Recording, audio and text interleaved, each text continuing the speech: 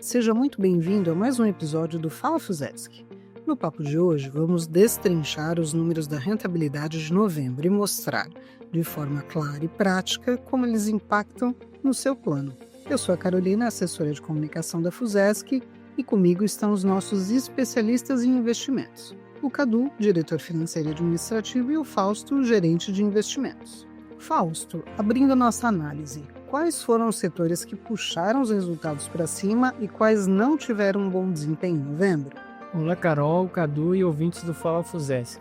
No mês de novembro, os segmentos que tiveram o melhor desempenho foram pela ordem o segmento de estruturados, empréstimos e renda fixa. Por outro lado, o segmento que teve o pior retorno foi o segmento imobiliário. Dentro da renda fixa, eu gostaria aqui de chamar a atenção para a rentabilidade da parte alocada em CDI, que teve um retorno de 1,08, e a outra parte, que é uma parte um pouco mais significativa da carteira, que são títulos públicos atrelados à inflação. Como a gente vem de um período de inflação baixa no ano, esses papéis também tiveram uma rentabilidade um pouco inferior à média da rentabilidade do plano. Outro fator que é bom a gente comentar, que muitas vezes passa desapercebido, é que em novembro a gente teve menos dias úteis. Foi o mês do ano com menos dias úteis, foram apenas 19. Para se ter uma ideia, não sei se todos já sabem, a Selic ela vem permanecendo na 15% ao ano, né? E no mês de outubro, por exemplo, a CDI foi 1,28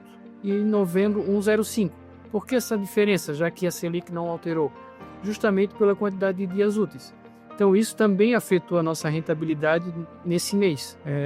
O próprio fundo Ágata, que é um fundo totalmente 100% CDI, ele teve 1,08, que foi um pouquinho acima do CDI de 1,05, né? Mas ainda ficou aquém do que outros meses em função dessa questão dos dias úteis. Cadu, o Fausto comentou agora que novembro foi o mês que nós tivemos menos dias úteis no ano, e isso afetou a rentabilidade. Esse efeito também pode ocorrer em dezembro? O que você nos diz? Olá, Carol. Olá, ouvintes do Fala Fuzesc. Essa questão que o Fausto trouxe dos dias úteis não é comum a gente citar e a gente acompanhar, mas o caso de novembro foi um caso bem interessante. Você imagina que quando você tem um dia útil a menos, você tem 1/20 menos de rentabilidade. Parece pouco, mas aí você tem 2/20 a menos de rentabilidade, e isso começa a afetar o resultado final do ano. Você vai perceber que novembro, de fato, foi o mês que menos teve dias úteis. Agora, dezembro, muito embora a gente tenha o Natal e Ano Novo, ele vai concluir o ano com 22 dias úteis. Então, nós não esperamos para dezembro esse mesmo efeito que a gente teve em novembro. Agora, novembro também, além dos dias úteis, ele teve o efeito de uma inflação muitíssimo baixa.